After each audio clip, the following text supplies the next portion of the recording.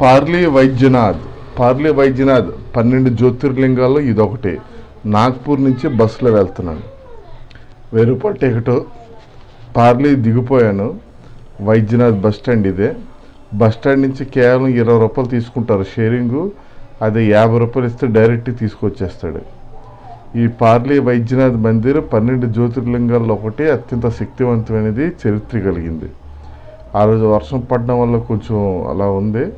ఇక్కడ రావడానికి వైజాగ్ నుంచి, ఇంకా హైదరాబాద్ నుంచి, ఔరంగాబాద్ నుంచి డైరెక్ట్ ట్రైన్స్ ఉన్నాయి. బస్సులు కూడా ఫెసిలిటీస్ ఉన్నాయి. డైరెక్ట్ కాకపోయినా బ్రేక్ జర్నీస్ చేసుకుంటూ రావాలి. ఉండటానికి టెంపుల్ ఈ ప్రాంగణంలోనే చాలా భక్తి నివాసాలు ఉన్నాయి. హోటల్స్, లాడ్జీలు బస్ స్టాండ్ నుంచి బయటకు వచ్చిన, రైల్వే స్టేషన్ నుంచి బయటకు వచ్చిన కోకులలుగా ఉన్నాయి. బస్ స్టాండ్, రైల్వే స్టేషన్ పక్కనే ఉంటాయి. ఇదిగో ఇదే పార్లీ వైద్యనాథ్. అంత ఫేమస్ అవ్వలేదు ఇవి. 12 జ్యోతిర్లింగాల్లో చాలా చిన్నదంట ఇది, కానీ అత్యంత సుందరంగా, శోభాయమానంగా ఉంది. గుడిలో అడుగుపెట్టిన దగ్గర నుంచి ఏదో సంతోషమైన ఫీలింగ్ వచ్చింది, ప్రశాంతంగా.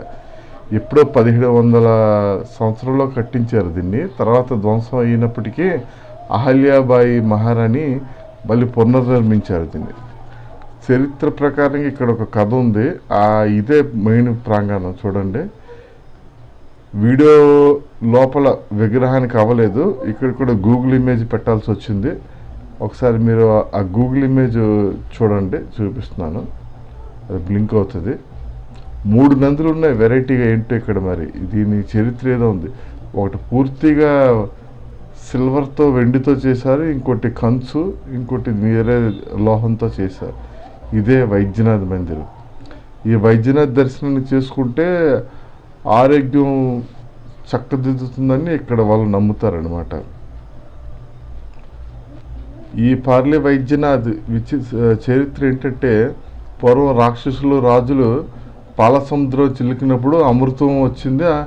ఆ అమృతంలో ఒక చొక్క ఇక్కడ పడింది. దానివల్ల ఇక్కడ అమృతం అంటే ఏంటి, సర్వ జీవితం మొత్తం సంతోషంగా ఉండడమే.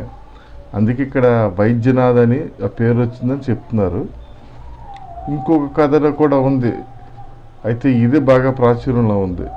ఈ మందిరంలో చాలా రకాల శివలింగాలు ఉన్నాయి. వాటిని నేను మీకు ఇప్పుడు చూపిస్తున్నాను. ఎందుకంటే మెయిన్ శివలింగానికి పర్మిషన్ లేదు కనుక.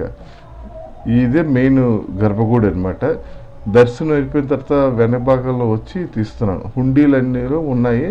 ఏదైనా కానుకలు సమర్పించుకోవాలంటే మెయిన్ హుండీకి వచ్చి వేయాలి. గుడిలో శివుడికి లింగాన్ని ఎదురుగా అయితే ఇటువంటి హుండీ లేదు మరి నేను చూసిన కాడికి.